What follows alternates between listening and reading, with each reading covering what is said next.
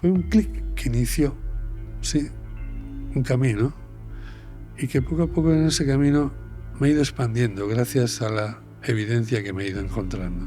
A mí me dijeron en la Facultad de Medicina que la muerte es el final y se acabó. Y después me dijeron también que la muerte era el fracaso de la medicina. Pero cuando la gente se está muriendo, quítale el tubo, quítale la vía. Y cuando estábamos empezando a quitar las cosas, la señora estaba muerta. Pues esa señora se incorporó en la cama y con la mano señaló la pared de enfrente y dijo: que te he dicho que contigo no me voy. Y volvió a caer en la cama. Oh. Dios existe. ¿Y qué es Dios? Eso yo quisiera saber. Con 5 o 6 años Sí. siempre veía a una abuela suya que él no había conocido y que reconocía en una imagen de una fotografía. Que estaba toda la familia. Totalmente. Y decía, esa es la señora que yo veo. Claro. ¿Quién es el ser más oscuro de toda la oscuridad? ¿Quién es? Yo te pregunto a ti. ¿Tú tienes idea? No tienes ni idea. Pero Bueno. el más oscuro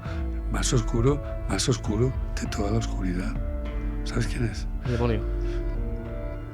No, es más fácil. Es tu hermano. Tu hermano.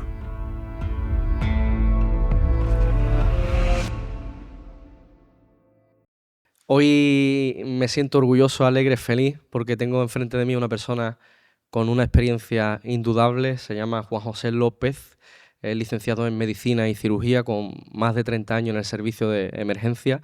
Y él, un día en su vida, tuvo un clic que le hizo cambiar la vertiente, digamos, científica a algo un poco más espiritual, más cercano a otras evidencias.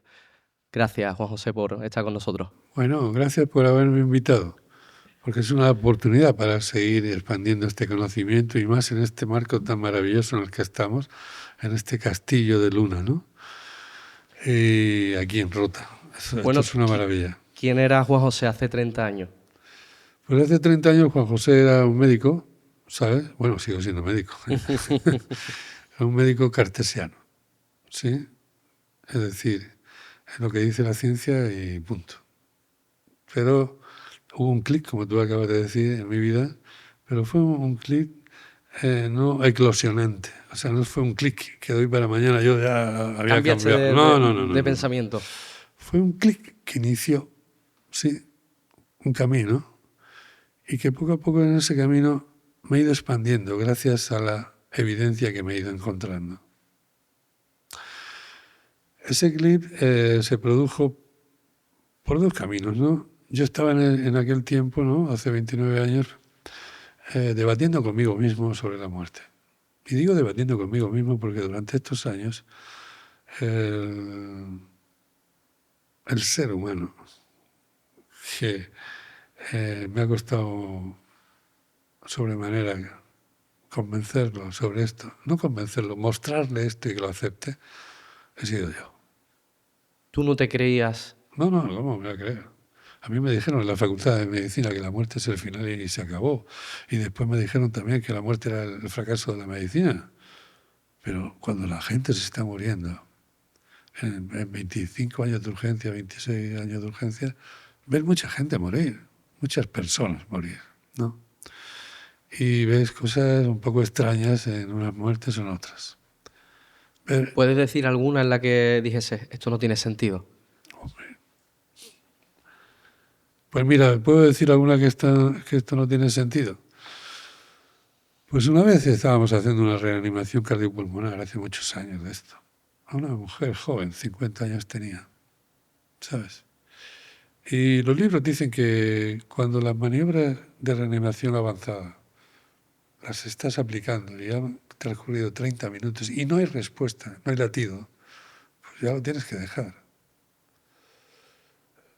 La verdad es que estuvimos 40 minutos. Y cuando vimos que no había latido, pues decidimos dejarlo. Ya está, déjalo. Quítale el tubo que se pone para el respirador, quítale el tubo, quítale la vía. Y cuando estábamos empezando a quitar las cosas, la señora estaba muerta. Pues esa señora se incorporó en la cama y con la mano señaló la pared de enfrente y dijo: que te he dicho que contigo no me voy. Y volvió a caer en la cama. Oh. ¿Cómo reacciona la bata blanca ante estas cosas? Han habido más, ¿no? Pero no es cuestión. Yo creo que la muestra bastante. ¿Qué hicisteis o qué pensasteis? Pues nada, la bata blanca cuando ve una cosa que le supera su realidad y su planteamiento, digamos, racional y lógico y científico, pues se lo echa a la mochila. Dice, bueno, esto no sé lo que habrá sido, pero no es normal, esto no es normal, y cada uno se va para un sitio. Lo barre. Yo me quedé, yo me la eché a la mochila, pero me la llevé conmigo. Y dije, ¿qué pasa aquí? Después he visto personas que cuando mueren están sonriendo, cuando mueren tienen una expresión de paz tremenda. Esto cuando yo no sabía nada de esto. Escéptico totalmente. Pero cuando ya empecé a saber de esto, también tuve situaciones así, pero ya entendía, ¿sabes? Que si acaso luego te cuento por lo menos un caso, ¿no? Porque son muchos. Total, que estas situaciones que yo veía cuando morían me hizo plantearme la pregunta, ¿pero en realidad la muerte es el final y desaparecemos o hay algo más? Entonces, ¿quién me puede contestar a esta pregunta? Alguien que haya pasado la muerte. Pero yo te digo que cuando pasa la muerte, un ser humano, tú por mucho que le preguntes al cuerpo que está muerto, no te va a responder. Pero ¿había alguien más en esa muerte? ¿O solamente era el cuerpo humano? Ah, no. El cuerpo humano se mantenía vivo porque un ser espiritual, sí, en un momento dado decidió nacer, sí, y cuando decidió nacer adquirió un cuerpo físico. Y ese cuerpo físico, sí, tiene vida porque el ser espiritual le transmite la vida. O llámalo energía, llámalo como quieras. Pero al final lo acciona, dices. Es una energía vital. ¿Vale? ¿Qué es lo que pasa? Que yo, por ejemplo, te miro a ti y por mucho que me fijo, en realidad no veo quién realmente tú eres. Yo veo el cuerpo que me estás mostrando, que es tu vehículo para interactuar aquí. Pero quien realmente no eres, no. El alma, no ves mi alma. Realmente, sí, yo no lo veo. Y es lo que se llama alma. Porque ¿qué es un alma? Un espíritu encarnado. O sea, ese espíritu que tú eres un día decidió encarnar. Una vez encarnado le llamamos alma. Entonces, ¿el binomio en qué consiste? Pues que está, por un lado, el cuerpo físico, con su consciente, que no aparece con el nacimiento, el consciente, ¿no? Aparece a los 7 años de edad. Entonces está el cerebro, el consciente y la consciencia, con ese todo, ¿sí? Y la otra parte del binomio es el alma, conciencia, mente, que no está en el cerebro. Pero es el ser que realmente soy. Y es el ser que le está dando vida a tu cuerpo. O sea, yo te he dicho antes que no te veo, ¿verdad? Pero sí sé que estás ahí. ¿Por qué sé que estás ahí? Pues es muy sencillo. Porque estás moviendo el cuerpo. Y tú podrás pensar, fíjate a Juanjo, qué cosa más bonita sí, me ha emocionado. Se le ha ocurrido, ¿verdad? Pues si te vas a los escritos de los antiguos filósofos griegos, y te hablo, cuando digo filósofos griegos, 500 años antes de Cristo, Anaxágoras, Sócrates, Platón, Aristóteles. Anaxágoras, por ejemplo, en sus escritos, que él era presocrático, en sus escritos, él y todos los demás, pero él decía en sus escritos, el alma le da vida al cuerpo. O sea que se le ocurrió a él, no se me ha ocurrido a mí, ¿sabes? Pero es evidente que es así, ¿no? Quiero ir al momento en el que me cuentas, porque me parece súper interesante el momento en el que tienes ese clic de llevar la bata blanca a decir, esto es una señal, claro, aquí ha pasado algo. Te entiendo, mira, lo que pasó fue lo siguiente. Fue el principio de una serie de eclipses, ha habido más de uno, pero este fue el de apertura. Y fue cuando, paseando por Cartagena, pues me encontré a un gran amigo de mi padre, estoy hablando de un gran empresario, que después pues acabó siendo mi gran amigo. Y yo diría que hasta mi gran maestro, porque yo no concebía que un empresario estuviese pendiente de estas cosas. Y él me interrumpió, o sea, no interrumpió, no. Nos encontramos en una calle en Cartagena en el día de Navidad y después de felicitar la Navidad me dijo, oye, tú que eres médico, porque él era así de prudente, entraba así. Tú que eres médico, tú sabes que la muerte no es el final. Yo dice que no le había escuchado, no prestaba. ¿Qué me está diciendo? Yo pensaba, ¿qué me está Cartesiano. diciendo? El día de Navidad igual se tomó una copa de champán. No, él me lo repitió por segunda vez. Oye, que te he dicho, que tú que eres médico, tú sabes que la muerte no es el final. Y eso fue mi gran amigo, Francisco Blázquez, que falleció hace 2 años aproximadamente, y seguro que estará en un lugar especial. Porque sí era un gran empresario, pero era un hombre sabio sobre estas cosas y un estudioso empedernido sobre estas cosas. Y él fue el que, digamos, giró la llave que hizo el primer clic. Y ahí empezó un camino, pues un camino en el que, como antes hablábamos, el mayor personaje que yo tenía que luchar con él todos los días Contigo mismo. era yo mismo, sí. Era yo mismo porque no daba Crédito. crédito a lo que estaba viendo. Porque yo empecé a investigar entonces. Y por el primer camino que empecé fue por la terapia regresiva. Directamente. Sí, terapia regresiva o terapia, o psicología transpersonal, que fue el nombre que el profesor Grof, Stalin Grof, le puso cuando la vio pasar. Y de ahí su libro, ¿no? La mente holotrópica. O sea, es un libro que es, bueno, por cualquier persona que esté haciendo el grado de psicología yo lo considero imprescindible, ¿no? Porque la psicología en su historia hay 4 fuerzas que la definen. El conductismo, que fue el primero, el psicoanálisis, que fue el segundo, el humanismo, que fue el tercero, y a partir de 1960 la psicología transpersonal, que Grof y Maslow, los dos, se les consideran los padres de la psicología transpersonal, ¿no? ¿Qué significa exactamente la psicología transpersonal? Terapia regresiva. Terapia regresiva. ¿Y cómo llegas tú hasta ese punto? ¿Por qué? Transpersonal significa más allá de la persona. Transpersonal. Es decir, ¿qué hay más allá de la persona? De la persona con su planteamiento de raciocinio, analítico. ¿Qué hay más allá? Eso es. ¿Que cómo llegué yo a la terapia regresiva? Bueno, pues a la terapia regresiva, cuando se activó el clip aquel, pues yo recuerdo que aunque se había activado el clip, yo seguía siendo bastante cartesiano, pero abrí un poquito, ¿no? Cedí un poco. Y le dije a mi esposa aquel día, digo, oye,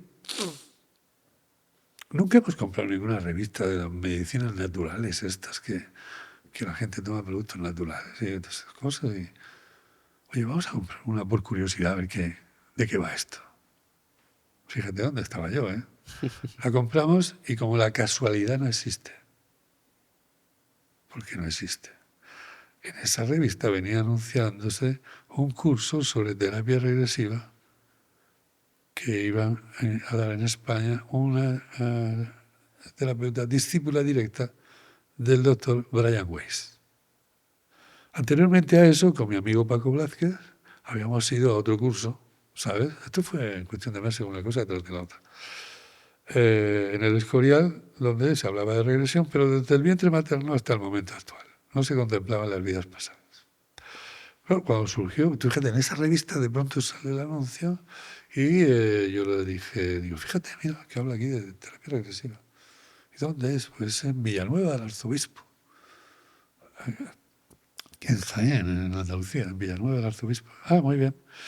¿Y qué fecha es tal fecha? Ah, muy bien, pues son 5 días de curso y tal. Y me dice mi esposa, me dice, vete al curso. Digo, bueno, la fecha que es en pleno verano, la fecha de nuestro aniversario de boda, es igual. Vete. O sea que la verdad que yo estoy aquí y yo a veces lo hablo. A mí me pasa como los futbolistas, ¿no? Que en el fútbol el que sale en la foto es el que mete el gol. Pero el centrocampista que lleva el balón pegado a los pies, todo el campo, y al final se lo pone delante para que el goleador chute. No sale la foto. Bueno, pues mi mujer es la centrocampista de este equipo, ¿vale? La que te ha estado empujando, ¿no? Sí, sí, siempre, y sigue empujando. Sí, pero que además no se cansa de empujar. Entonces, pues así empezó, creamos ese equipo, ¿no? Y los dos hemos ido evolucionando. Yo hice, como te he dicho, empecé el curso de Brian Weiss. Ahí me enteré que había un médico argentino que hacía terapia regresiva mucho más amplia todavía, aceptando otras situaciones y conceptos. Y yo dije, yo voy a ver a este. Y cuando haces eso, cuando haces ese curso, El curso de ¿qué te formación enseña? que yo hice, ¿Qué clic o qué nuevo clic produce en ti? no el curso en sí, sino estos 19 años, o a lo largo de estos 19 años, ¿qué me enseña a mí? Porque ¿quién me encuentro yo cuando empiezo a buscar? A la ¿Quién? ciencia, no, la ciencia no está. Me encuentro a la evidencia, pero una evidencia muy contundente, irrefutable, o sea, innegable, a la que no le puedes dar la espalda, no es ético darle la espalda. Hay que decirle a los demás seres humanos, oye, esto pasa. Entonces, cuando me la encuentro, esa evidencia me lleva directamente a un conocimiento no demostrable por la ciencia. Hablo de la ciencia nuestra, la ciencia mecanicista, de Newton y Descartes. Occidental. Sí, no occidental y menos occidental, no tiene las herramientas fundamentales para poder explicar esto. Entonces, ¿qué pasa? Pues pasa que esa ciencia, como no tiene el conocimiento al que me lleva la evidencia, no es demostrable científicamente. Pero ese conocimiento, si yo te lo resumiera en una frase, sería decirte que a través de la evidencia en estos años me he dado cuenta de que nada es lo que parece. Ese es el conocimiento que me ha traído la evidencia. Y me ha dicho, nada es lo que parece. Y nada es nada. Eso que llamamos ser humano es mucho más que un ser humano. Muchísimo más que un ser humano. Es un ser espiritual que ha decidido venir a una experiencia en una encarnación y ha decidido encarnar. Además, te puedo decir que es un ser humano que ha decidido nacer. ¿Con quién? ¿Dónde? ¿Y para qué? ¿Elige dónde nacer ese espíritu? Sí. Pero fíjate lo que te acabo de decir. Yo sé que lo de dónde atrae mucho, pero no es lo más importante. Yo he dicho que deciden hacer con quién, dónde y para qué. Lo importante es el para qué. Porque lo que nos pasa a nosotros cuando estamos encarnados, las diferentes experiencias que vivimos, solamente son experiencias de las que tenemos que aprender. Tenemos que enfrentarlas diciendo, ¿y esto para qué? ¿Qué tengo que aprender de esto? Eso dices en el cuerpo, ¿no? En la vida terrenal. Cuando estamos encarnados, nosotros encarnamos así. ¿Con quién? ¿Dónde y para qué? Entonces, si me dejas yo te lo aclaro un poco, ¿no? Sin entrar en profundidades. Bueno, yo decido nacer y sé para qué. Entonces, para llevar a cabo exitosamente el para qué, decido nacer con quién.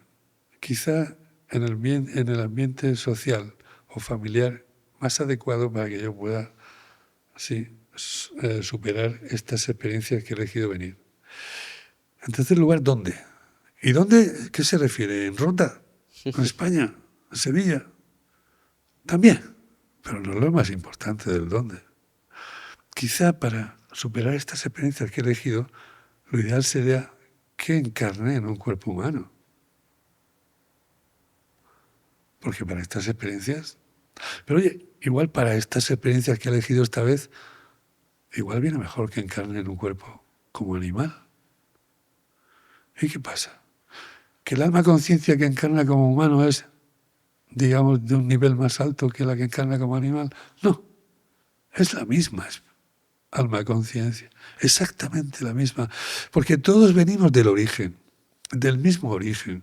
Hay quien le llama la unidad, el todo, la fuente, o yo le llamo Dios. ¿Crees en Dios? Sí, gracias a esta terapia. Antes no creías. Sí, creía en Dios cuando solamente practicaba la religión, pero si he de ser sincero, entonces creía en Dios 2 meses al año, cuando me examinaba en junio y en septiembre. Entonces creía muchísimo en Dios. Pero gracias a esta terapia, yo te puedo decir, y con esto no quiero que nadie se escandalice, Dios existe. ¿Y qué es Dios? Eso yo quisiera saber, es esa máxima fuente de energía que da vida a todo. ¿Me comprendes? Eso es. Por eso unos le llaman la fuente, otros... Y yo le llamo Dios. No sé si el nombre será correcto, pero al fin y a la postre, el nombre es lo de menos. Es que hay algo ahí que existe, que nos da vida a todos y a todo. Porque la forma en la que tú divulgas, de alguna forma, esa encarnación del espíritu que se convierte en alma, es un poco la idea central del budismo, ¿no? Bueno, mira, yo no sé si la idea central del budismo, y si no es, se parece bastante. Ujú. Yo insisto, yo solamente hablo en base a mi experiencia profesional. Yo no he estudiado el budismo. Y mi experiencia profesional me dice que he tenido pacientes que han revivido una vida pasada, que la vida pasada es un tipo de experiencia que el mismo paciente la identifica como vida pasada. Porque en esta terapia el terapeuta no induce a nada. ¿Cómo es En exactamente? esta terapia no hace falta hipnosis, no hace falta relajación previa. ¿Cómo es? Pues mira, yo te la defino. Mira, yo defino la terapia regresiva como una necesidad que surge como consecuencia de que el ser humano, de forma espontánea, es capaz de entrar en estado expandido de conciencia, sin ese. Al conectar con una emoción, con una sensación o con un síntoma cuyo origen desconoce. Esto le hace entrar en ese estado expandido de conciencia. Y esa capacidad que llamamos estado expandido de conciencia, que es una capacidad natural que tenemos todos los seres humanos, pero que nunca nos habían hablado de ella, nos permite estar en dos presentes, estar conscientes en dos presentes simultáneamente. ¿Cómo es eso? Yo te lo explico. El ser humano está aquí ahora, en su consciente. Imagínate un abanico. Sí. Cuando conecta con esa emoción, sensación o síntoma, ¿sí?, va buscando la experiencia donde está el origen de lo que a él le pasa aquí. Y ese origen, esa experiencia puede estar en lo que sucedió hace un año, en lo que sucedió hace 30 años o en lo que sucedió hace 10.000 años. Porque para el alma, conciencia, para el espíritu, no hay tiempo-espacio. Es todo un tiempo. Eso es lo que hay que entender. Para Es poder complicado, ¿eh? entender esto, no es muy complicado. Al principio choca, Ujú. porque a mí me chocó mucho al principio, hace años. Pero es tener claro esto, la gran diferencia entre nuestro consciente y nuestro alma. ¿Cuál es?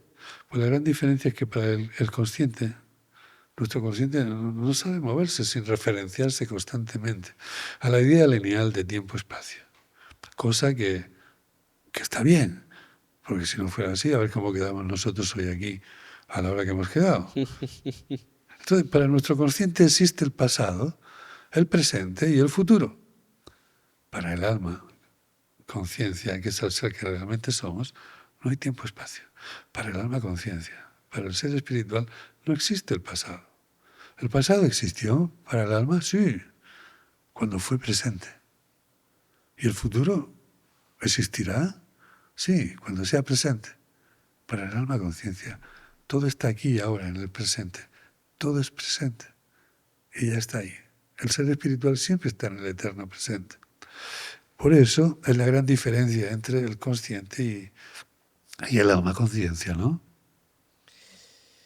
Entonces realmente no hay forma, ¿no? Hay gente que se dedica a averiguar el futuro o a dar directrices sobre qué te va a ocurrir en el futuro. No hay forma de averiguar el futuro. Vamos a ver. Es lamentable que el ser humano se pase toda una encarnación que llamamos vida, y esto en realidad no es la vida. Esto es una experiencia dentro de la vida. Porque te dije que lo que me mostró la evidencia es que nada es lo que parece. ¿Y sabes lo primero que me mostró? Que vida solamente hay una. Lo que pasa es que de vez en cuando cambiamos de cuerpo para seguir experimentando, para seguir aprendiendo y seguir evolucionando. ¿Sigue? Entonces, esto que me acabas de preguntar, ¿qué me decías? Exactamente, que no hay forma Sí, de sí. averiguar. Sí, es lamentable el que futuro. el ser humano, muchos seres humanos, se pasen toda la encarnación añorando el pasado y anhelando el futuro, porque están perdiendo la atención en el presente. A mí no me preocupa el futuro. ¿O tú estás seguro que mañana te vas a despertar y te vas a levantar de la cama? No lo sabemos, pero Yo estoy seguro que voy a llegar vivo esta noche a Sevilla. pensamos que sí, ¿verdad? Siempre. Sí, pensamos que sí, pero nadie está seguro. Entonces a mí no me preocupa el futuro. ¿Tienes miedo a la muerte? El futuro está, digamos, porque hay quien dice esta pregunta, bueno, si todo está escrito.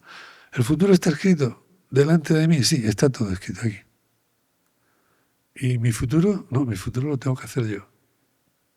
Porque todo el futuro está escrito, pero depende de mi posición aquí en este presente.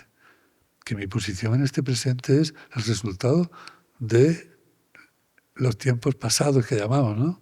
Entonces, si yo aquí estoy orientado hacia allá, voy a penetrar en el futuro aquí. Y aquí voy a descubrir mi futuro. Pero si aquí estoy 2 milímetros nada más hacia acá, ya no voy hacia allá, voy a ir hacia acá.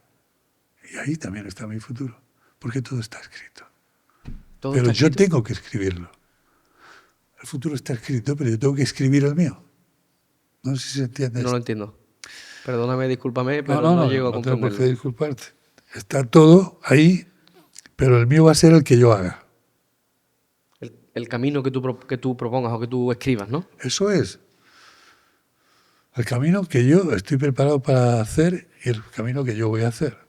Ese será mi futuro. Pero a mí el futuro no me preocupa. Para nada. Y me has dicho, Te preguntaba si tenías miedo a la muerte, sí. yo hace mucho tiempo que perdí el miedo a la muerte. Cuando, trabajando en regresión, trabajé varias veces vidas pasadas. ¿Sí? O sea, yo llevo como 25 regresiones como paciente. Entonces trabajé varias veces vidas pasadas y a mí me enseñaron, y así lo sigo haciendo, que cuando un paciente está reviviendo la vida pasada, nunca, y nunca es nunca, se da por terminada la sesión hasta que no reviva la muerte en esa vida pasada. Cuéntanos un poco cómo es eso exactamente, porque no llego a comprenderlo, claro. ¿El Me qué? cuentas eso, cómo es una regresión, en qué consiste y cómo vive ese paciente esa vida pasada. ¿Cuáles Vamos, son las sensaciones? Porque habrá gente que nos esté escuchando y no tenga la más remota idea, como yo. vamos a ver. ¿Cómo es una regresión? Mira, una regresión, como te he dicho antes, es porque el ser humano es capaz de estar en estado expandido de conciencia. Y al estar en estado expandido de conciencia, ¿sí?, puede estar en regresión. Porque se puede activar esa capacidad al conectar este ser humano con una sensación, una emoción, una sensación o un síntoma cuyo origen desconoce. ¿Hasta ahí claro? Sí. Sí, vale. Pues ya ha conectado con ella. Siguiendo el hilo conductor de esa emoción, va a ir directamente su alma a la experiencia donde está el origen.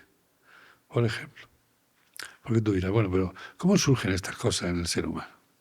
¿Cómo surgen? ¿Y la medicina? ¿Qué tiene que decir a esto?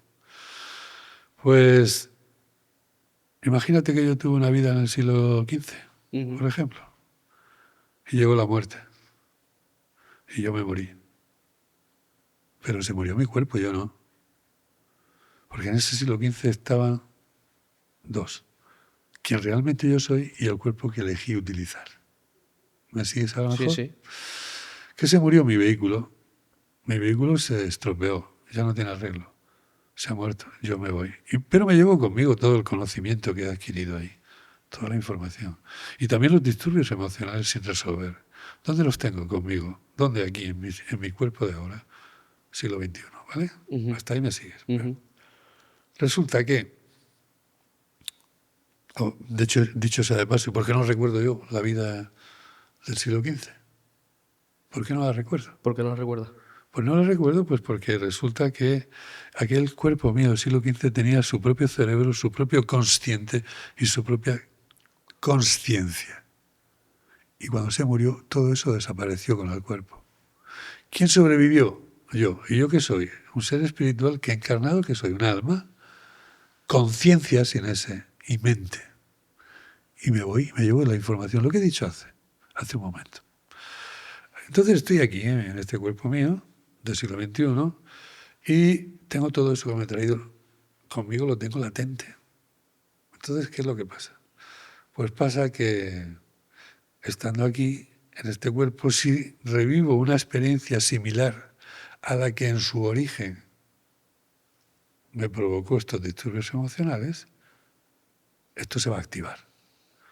Y entonces esa sensación de abandono que yo sentí en el siglo XV, porque me abandonaron mis padres, por ejemplo, ¿no?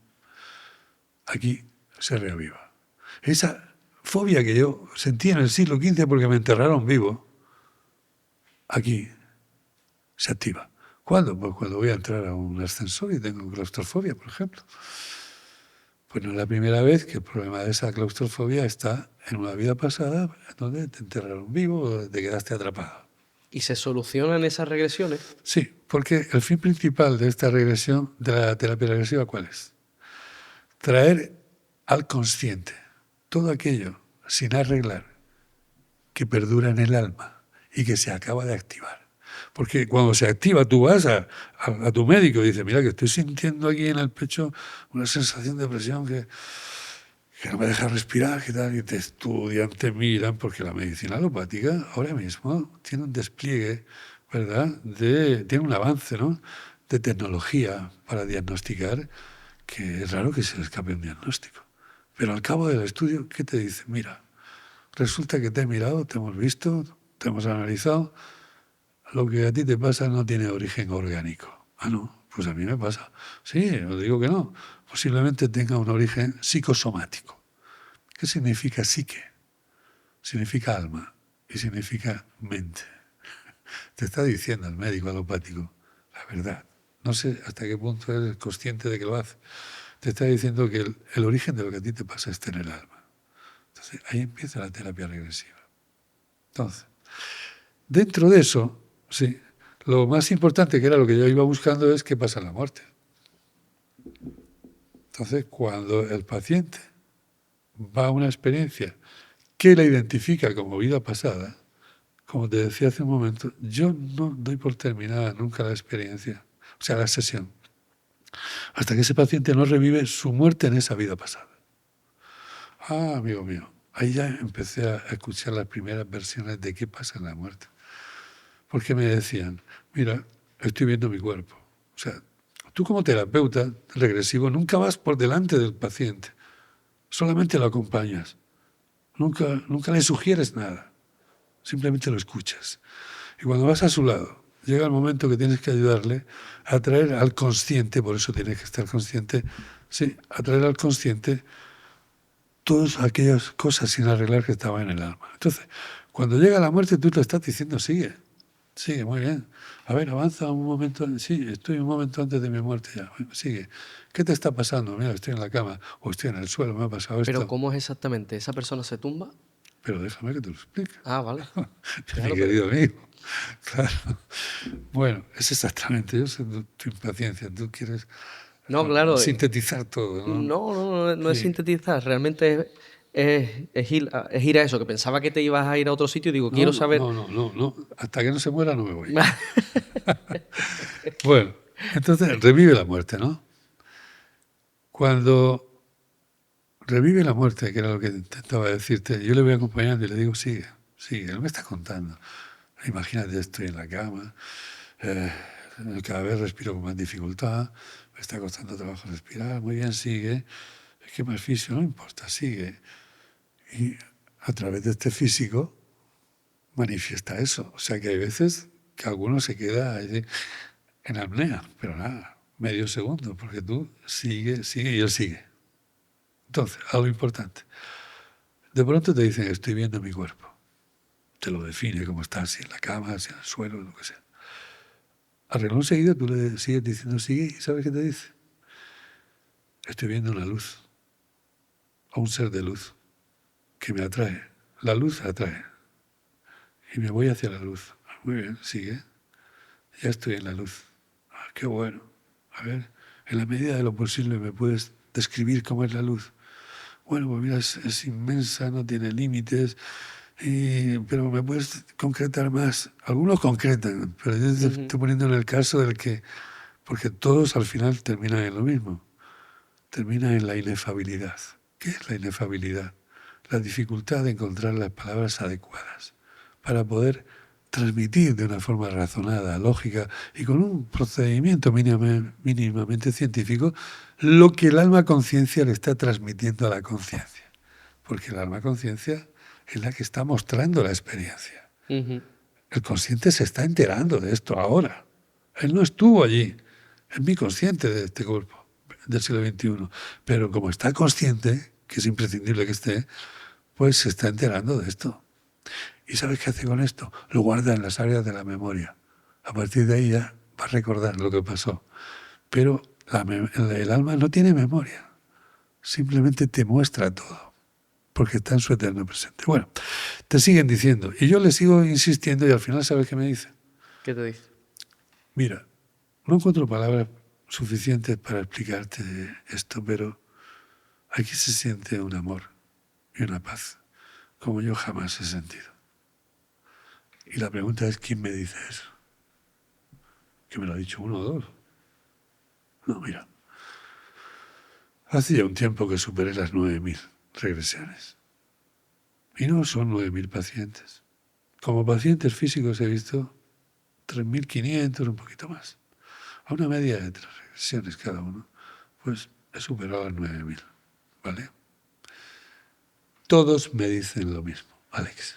Todos. Todos es todos. Todos es el 100%. Y en ese grupo de pacientes yo he tenido católicos, islámicos, testigos de Jehová. De todo tipo de religiones. Bueno, todas las religiones. Bueno, si digo sí. eso es falso. De numerosas religiones diferentes, ¿vale?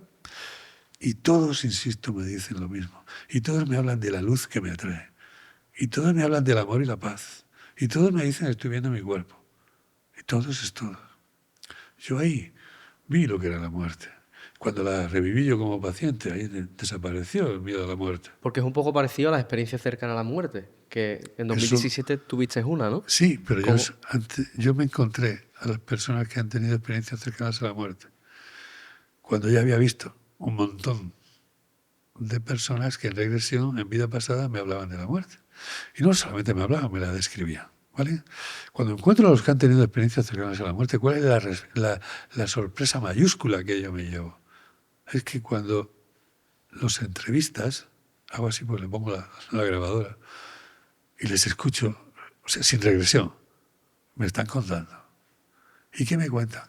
Pues me dicen que cuando le dio el ictus o cuando le dio la parada, pues lo llevaron rápidamente. Digo, ¿y tú cómo que te llevaron? Me dice, sí, yo es que lo estoy viendo. Dice, yo estoy viendo mi cuerpo. Yo estuve viendo mi cuerpo. Y estuve viendo cómo me metían en la ambulancia. Y estuve viendo que en ese mismo momento mi madre fue al colegio por los nenes que estaban en el cole y estoy allí viendo cómo mi madre los recoge en el cole.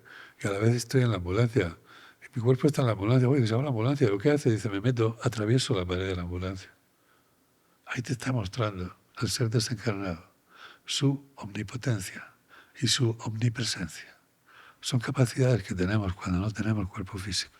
La primera que tenemos es la omnisciencia. Lo sabemos todo. ¿Y eso qué quiere decir? Porque lo sabemos todo. ¿Y cómo es que lo sabes todo? Porque soy el ser que realmente estoy. Porque yo sí estuve en el siglo XV.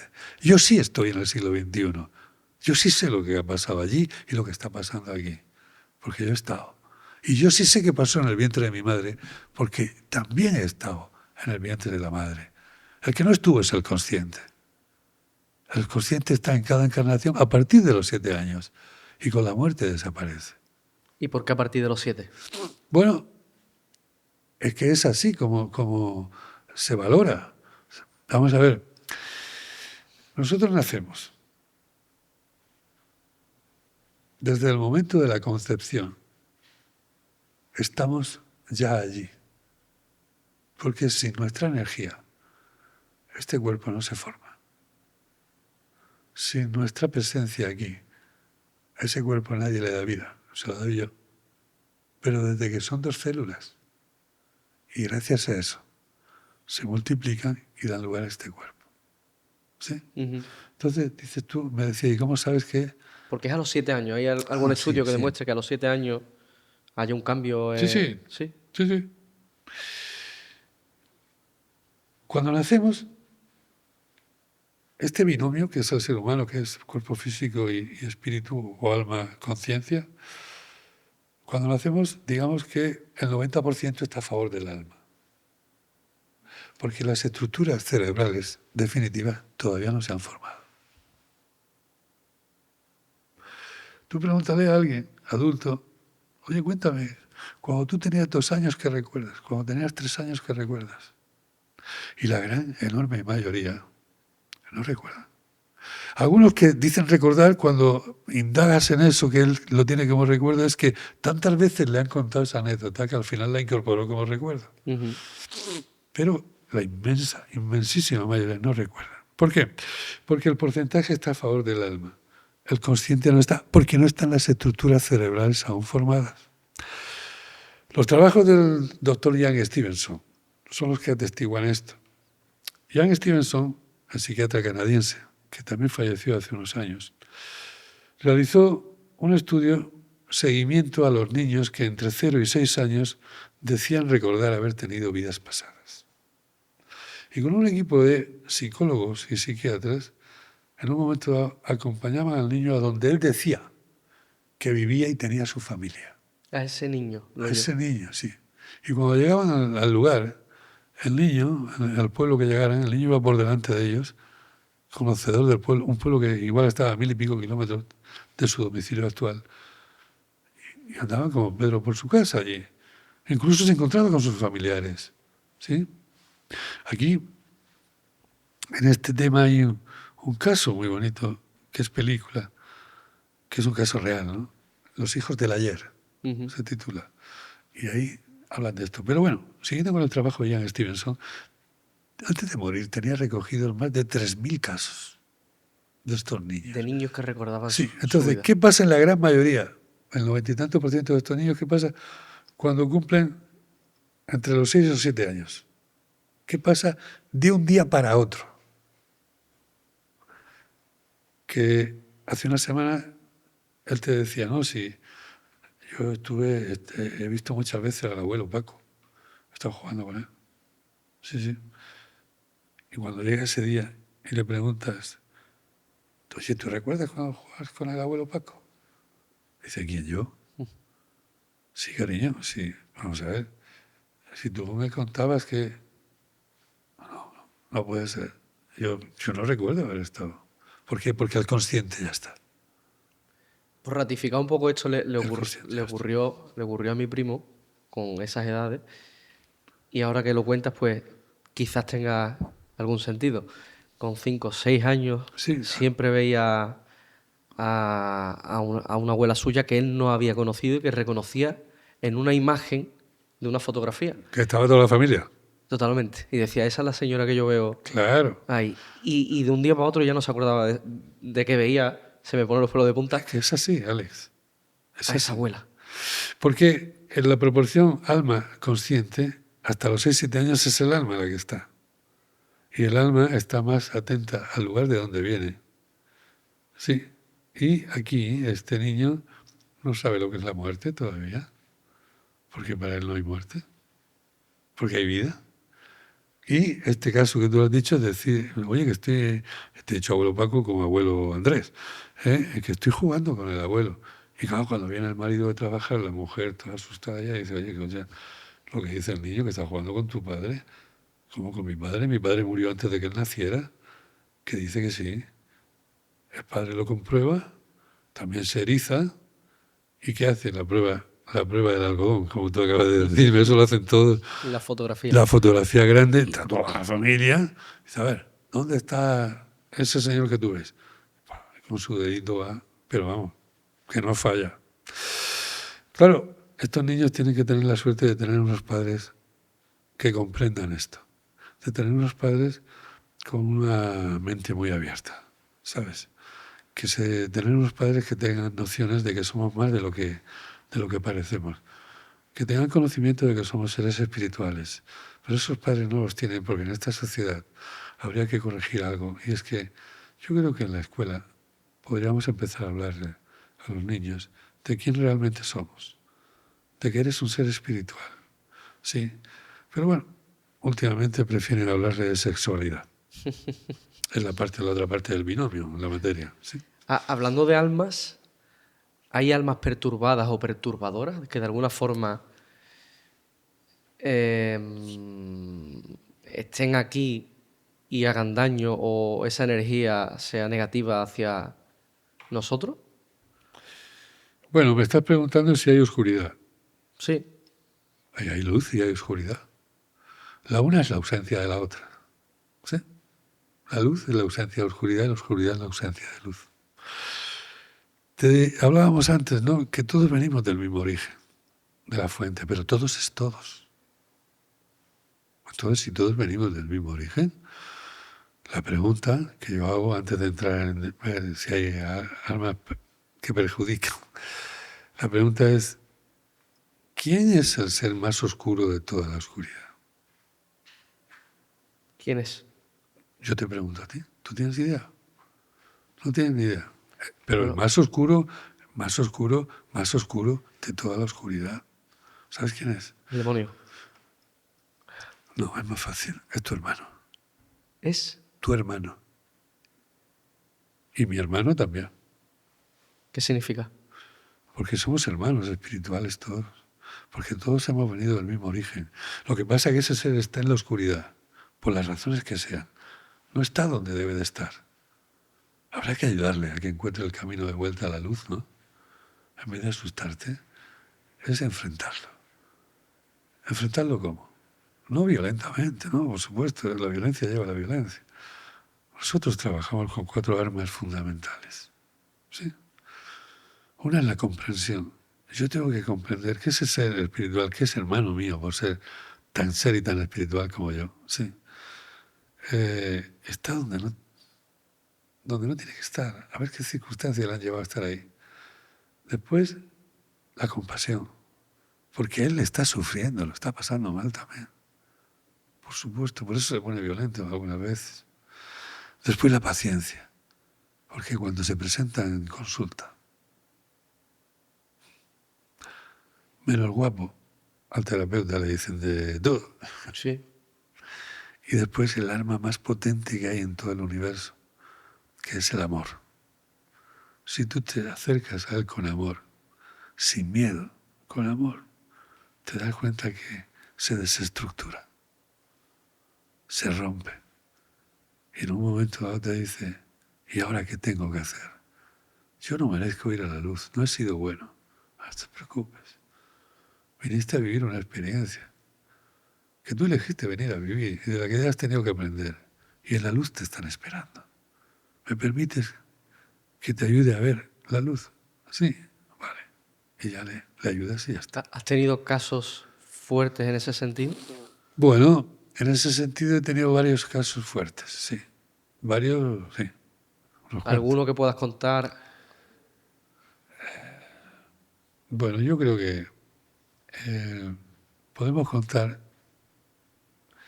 que la mayoría de las almas desencarnadas, o sea, todo empieza porque mueres y te sales y dejas el cuerpo. En ese momento eres un alma desencarnada, ¿vale? Ese alma desencarnada resulta lo prioritario, lo que debería hacer es ir inmediatamente, cuanto antes a la luz, al origen de donde vino. Pero muchas veces, por diversos motivos, no pasa así. ¿Qué es lo que pasa? Que esto es la gran mayoría, ¿eh? Porque las fuertes que tú me has referido antes es un 10%, pero un 90% es esto. Se quedan aquí por diversos motivos. Por ejemplo, me quedo aquí porque tengo que cuidar a mi nieto o a mi hijo. Me quedo aquí porque no me puedo ir, porque quiero seguir escribiendo. Se pegan a un escritor. Se incluyen en el campo vibratorio del escritor y hacen que ese escritor empiece a cambiar su técnica. ¿Sí? Me quedo aquí porque no me puedo ir. Porque mis hijos, yo acabo de ampliar la empresa y mis hijos no van a saber llevarla. Así como te lo estoy diciendo. Me quedo aquí porque, bueno, estoy aquí porque quiero estar aquí con mi familia, ¿sabes? Las almas cuando no van a la luz, muchos van, por otros motivos se quedan aquí. Esos motivos por los cuales se quedan aquí, ¿por qué puede ser? Porque era drogadicto cuando estaba encarnado. Y me quiero seguir drogando. A la luz, a la luz. Yo quiero estar junto a un drogadicto. Porque lo que siente ese cuerpo, cuando yo me pego a su campo vibratorio, lo que siente el cuerpo físico de ese drogadicto, lo siento yo otra vez, como si de mi cuerpo se tratara. Entonces me quedo aquí. Me quedo aquí porque sí, quiero seguir haciendo lo que hacía. Era músico, pues quiero seguir, me pego a un músico. Oye, que yo era futbolista, me pego a un futbolista. Y muchas veces, si el que se fue era bueno, el otro no veas cómo cambia. Hasta incluso puedes darse el caso de que cuando estaba encarnado era torero. Sí, y ahora me pego a un torero. Un torero que me merece la pena y me pego a él y va a mejorar mucho. Él, claro que va a mejorar, porque yo voy a estar ahí. En realidad la pregunta es, en ese caso, ¿quién es el torero? ¿El que se fue o el que está? Porque de alguna forma da habilidades, ese alma te... Sí, sí, sí. Tú mejoras lo que haces si el que se pega a ti era, digamos, mejor que tú. Pues tú empiezas a ser mucho mejor que eres. Sí, en cualquier profesión, insisto. Esto no es para una profesión solo. ¿Y qué pasa entonces? Pues pasa que es lo que nosotros llamamos alma perdida, que está aquí y cuando debería estar en la luz y dejar que ese ser al que se ha pegado viva su propia experiencia que ha venido a vivir. Porque ahí está, él sigue viviendo la experiencia suya a través de este. Eso es lo que aparece en consulta. Eso es lo que en psicología se conoce como cuadro disociativo. Y en psiquiatría se conoce como trastorno de despersonalización. Sí, algunas de estas personas te dicen, yo es que me veo desde fuera, algunas veces. Y es simplemente que está el otro ahí en un sitio que no le corresponde. Trabajando con ellos, al final se trata de hacerles ver que se tienen que ir a la luz y ayudarles a que se vayan a la luz. ¿Sí? Y un asesino también tiene que ir a la luz. Vamos a ver, tú lo ves desde el prisma de aquí material que es un asesino porque ha matado a alguien. Pero tú imagínate que tú y yo, en el mismo momento, nos vamos a encarnar. Estamos en ese lugar en el que decidimos venir a nacer con quién, dónde y para qué. Y yo voy a elegir un para qué que es que, mira, yo fui verdugo en una vida pasada y maté gente. Me gustaría que a mí también me matara alguien. Y tú, que eres mi hermano espiritual, porque somos seres espirituales, dices, no te preocupes, Juanjo. Yo no tenía necesidad de encarnar, pero me encarno y ya te mato yo. Qué acto de generosidad, ¿no? Muy generoso por su parte. Pero aquí le decimos asesino, porque aquí medimos con una vara diferente. Para aquí hay malo y bueno. Aquí hay injusticia, aquí hay envidia, aquí hay odio. En el plano espiritual, todo es bueno. Todo es todo es bueno. Y no hay odios, no hay envidias. Porque estás en tu esencia pura. Y eres el ser espiritual. Y como ser espiritual tienes el poder. ¿De qué? De todo. Aquí también lo tienes, lo que pasa es que no lo recuerdas. La envidia, o al menos son cosas que yo he escuchado, la envidia, el odio, nace del ego, de alguna forma, el ego que implanta este cuerpo físico que tenemos. Se habla mucho del ego, y la verdad es que eso es una realidad, el ego, ¿no? El ego te hace como los pavos reales, ¿no? Abrir la cola, ahí va. Pero el ego, si uno se lo propone, se puede corregir y se puede controlar. Pero para mí, fíjate, y te agradezco la pregunta, hay una cosa que es más peligrosa, o quizás se ha exagerado el adjetivo peligroso, ¿no? Pero es más que el ego. ¿Sabes cuál es? La fascinación. Yo he conocido personas que cuando han descubierto esta realidad espiritual se fascinan. Y para mí, cuando se fascinan, se les nota enseguida, ¿no? Ven algo y le ponen un nombre rimbombante a esto y a lo otro. No, mira, si esto ya hace años que tiene su nombre, ¿por qué vienes tú a exacerbar esto, no? O lo ves que, bueno, que no razonan. Es decir, un ser humano fascinado ni piensa ni razona, con lo cual no toma decisiones. Entonces es un error quedarte fascinado. Yo he visto personas que cuando han descubierto esto, la realidad espiritual, han dicho textualmente: ¡jo, macho, fíjate, en realidad lo que somos, el mundo espiritual, pues vaya mierda de vida esta que tenemos! No, perdona. De mierda nada. Tú tienes lo que tienes porque lo elegiste tú. Tú lo elegiste. Y sabes lo que tienes que hacer, atender esto. Porque si no apruebas estas asignaturas o experiencias que has elegido, no vas a pasar de nivel. Hablas de la universidad también, ¿no? De esta universidad por la que pasamos. Claro, porque en realidad yo lo comparo con la universidad, ¿no? O sea, a mí me enseñó la evidencia que vida solamente hay una, pero tiene dos puntos de inflexión. Uno es el nacimiento y otro es la muerte. Se diferencian en dos cosas. Sí. Cuando naces o cuando nacemos, adquirimos un cuerpo físico. Cuando morimos, dejamos el cuerpo físico. ¿Vale?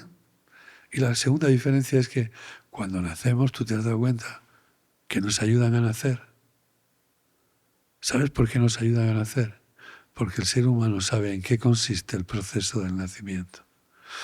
Lo sabe el ginecólogo, el matrón, la matrona, el tocólogo. Lo sabe la abuela de la tribu, porque ha parido tantas veces que ya sabe en qué consiste. Y con ese conocimiento el ser humano ayuda al ser humano. Se apoya en Ahora, hombros. cuando llegamos a la muerte, no nos ayudan a morir. ¿Por qué no nos ayudan a morir? Porque el ser humano desconoce en qué consiste el proceso de la muerte, en su gran mayoría. Gracias a Dios cada vez hay más que sí, ya sabemos en qué consiste. Pero la gran mayoría todavía no lo sabe. Entonces el ser humano tiene pánico a lo que no sabe. Tiene pánico a lo que desconoce. Por eso yo siempre digo lo mismo, el tratamiento ideal para el miedo es el conocimiento. Cuando tú adquieres el conocimiento, ya no tienes miedo. Entonces, la fascinación, que era de lo que hablábamos, por favor, que nadie se fascine. Hay que normalizarlo, lo que pides es que se normalice de alguna forma. Se trata de esto, de normalizar lo que es el proceso de la muerte, de normalizar lo que es el mundo espiritual. Verlo con normalidad. Y mientras estás encarnado, tener claro que tienes que estar atento a lo que has venido a hacer. Que sí, que el mundo espiritual es, bueno, ya llegarás cuando cumplas tu cometido y dejes el cuerpo y te vayas. Eso es lo que hay que normalizar. Me gustaría hablar ahora de la ciencia, que estuvimos hablando antes un poquito. La diferencia que hay entre la ciencia y la llamada pseudociencia, que mucha gente dice que esto es pseudociencia. ¿Qué le dirías o qué dirías tú ante eso? Bueno, yo lo primero que diría es que la pseudociencia no existe. No existe porque lo único que existe es la evidencia y la ciencia. Y deje usted de películas. Esto de pseudociencia, yo siempre digo, con todo mi respeto y salvando las diferencias, que la ciencia es como una mujer embarazada. Y yo no conozco a ninguna mujer pseudo embarazada. Pues eso le pasa a la ciencia. El sueño dorado de la ciencia es convertir en fórmula la evidencia. Es el sueño dorado de la ciencia. Entonces hay evidencia y ciencia. Lo que en siglos pasados era evidencia, le costó la vida a muchos médicos y a muchos investigadores. Hoy en día, todo eso que le costó la vida a aquellos, hablo del final del siglo XVI, por ejemplo, ¿no? Todo, al final del siglo XVI, por ejemplo, Giordano Bruno y Miguel Servet le costó la vida a esto. Hoy en día lo que ellos decían, todo el mundo lo entiende, porque es ciencia. Eso de que la sangre va del pulmón al corazón y viceversa por arterias y venas, eso lo sabe ahora mismo todo el mundo. Por el siglo XVI, por decir semejante ciencia, que para la ciencia del lugar era semejante herejía, pues le costó la vida. Y fueron quemados en la hoguera, Miguel Servet concretamente en Ginebra. Entonces es cuestión de tiempo. Yo sé que lo que estamos hablando tú y yo aquí, además de una forma muy agradable, se ha dicho de paso, no es ciencia todavía. ¿Cuándo lo será? Cuando la ciencia convierta a la evidencia en fórmula. Pero no hay pseudociencias. Como tampoco hay evidencia científica de que... No, mire usted, evidencia científica no hay nunca. Puede haber demostración científica, eso sí. Pero cuando la evidencia es ciencia, ya no es evidencia, es ciencia. Esto hay que tenerlo muy claro. ¿Te gustaría que en algún momento esto que estás contando sea avalado por la ciencia o prefieres que quede de esta forma? ¿Qué dices? Yo como hombre de ciencia estoy deseando que la ciencia demuestre. Y la ciencia mecanicista no lo va a poder demostrar. Pero la física de partículas, la física cuántica, va a llegar un momento y está en el camino que va a pegar un avance en la demostración. No lo va a demostrar todo. Todo no lo va a demostrar, pero un avance muy importante que lo va a diferenciar mucho de lo que es la ciencia mecanicista. Eso sí, seguro. De hecho, cada vez se estudian más las ECM y se estudia más Pues claro, todo lo que ocurre en el proceso de la muerte. Si yo lo que hago, Alex, con estos 29 años viendo todo esto, yo no estoy aquí ahora para demostrar nada. Lo único que hago es mostrar lo que me estoy encontrando en el camino, a ver si la ciencia se pone las pilas. Mira, decirte que todas las personas, el ser humano siempre pregunta, ¿qué se cura con esto? ¿Qué se cura con lo otro? Y yo te digo a ti una cosa. Cuando alguien viene a mi consulta y me dice, como médico o como terapeuta, me dice, vengo a que usted me cure. Le digo, yo no curo a nadie. En ti está el poder de sanación. ¿Cómo es exactamente eso? Porque eres un ser espiritual y tienes el poder de todo. Hay sanaciones inexplicables a lo largo de la historia. Y yo como médico he vivido sanaciones inexplicables. ¿Y cómo reacciona la ciencia mecanicista a esto? Pues reacciona diciendo curación espontánea. Hay niños de 4 años que tocan el piano. ¿Cómo reacciona la ciencia a esto? Niño prodigio. Pero yo le pregunto a la ciencia, explícame lo de prodigio. Pues lo de prodigio tiene una explicación. Es que ese niño en una vida pasada ya era músico, ya sabía tocar. Decían de Jesús que Jesús de Nazaret que hacía curaciones espontáneas, ¿no? Bueno, claro, hay personas que tienen esa facultad. Lo hacía Jesús de Nazaret, por supuesto, lo hacía el Padre Pío de Pietrelcina, también lo hacía, porque era un ser humano, pues tremendo, porque era más que humano, igual que Cristo. Jesucristo era mucho más que humano, era un ser espiritual especial, era el hijo predilecto del Padre. Todos somos hijos del Padre, pero él era el predilecto. ¿Por qué era el ojito derecho. Pues eso, cuando yo desencarne se lo preguntaré al Padre. Sí, para ver si te lo cuentan, ¿no? A ver si me lo cuenta. A ver por qué este sí, yo no. ¿Qué he hecho yo para que no sea el predilecto? Son seres especiales y el Padre Pío de Pietrelcina, y son muchos casos, ¿no? Yo te nombro al Padre Pío de Pietrelcina porque tengo una debilidad por él, ¿no? O sea, para mí el Padre Pío es un ser fuera de serie, ¿no? Y te puedo decir que yo siempre le imploro a él, me invoco a él antes de trabajar con nadie en regresión. Sí. Porque en regresión estás acompañando al alma de un ser humano. Y eso es mucho más que el ser humano. Estás acompañando a un ser espiritual. ¿Sí? Y el Padre Pío entiende de eso más que yo. Por eso yo le digo, ayúdame a trabajar correctamente con el alma que hoy viene a mi consulta. Qué bueno. Y en eso estoy. Pero que esas palabras no te transmitan que yo estoy en un plan de misticismo. No. Yo soy un tipo muy real y los pies jamás los levanto del suelo. Pero jamás es jamás. Yo sé que estoy aquí para hacer lo que tengo que hacer. ¿Sabes? Ujú. Y quizá, pues la gran suerte es que soy médico y le puedo hablar de frente al médico. Y al médico que pregunte. Porque yo de esto no voy hablando por ahí, de forma arbitraria. Yo estoy en una reunión con amigos o con compañeros de trabajo y si ellos no me preguntan, yo no digo No nada. sacas el tema de conversación. Ahora, como me pregunten, No para. esta entrevista tuya y mía ahora mismo es un aperitivo. Se queda corta, ¿no? Se queda corta. Porque es tanto lo que lo vivo y tanto lo que me gusta esto y tanto lo que agradezco al universo. Se nota además la pasión. Sí, pues imagino que sí, pero es tanto lo que de verdad, y lo agradezco al universo y a todos los seres de luz, porque hay muchos seres de luz pendientes de nosotros, sí, muchos, muchos. Lo que pasa es que nosotros estamos así como los caballos, con las orejeras puestas y de una manera, ¿no? ¿Nos estarán apoyando aquí ahora mismo? Sí, en el momento que hablamos de ellos están aquí. ¿Se acercan? Sí, lo vamos a hacer. Y son más ambiente también, ¿sabes? Sí. A mí me gusta pensar que sí. No, que lo pienses, ya te digo yo que sí. Por último y para terminar, Juan José, Sí, dime.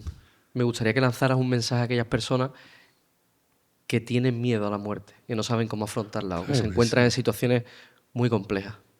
Pues mira, yo les diría que en estos años he podido ver que somos seres espirituales, encarnados en cuerpos físicos, que tenemos una capacidad de amar infinita y una capacidad de perdonar infinita.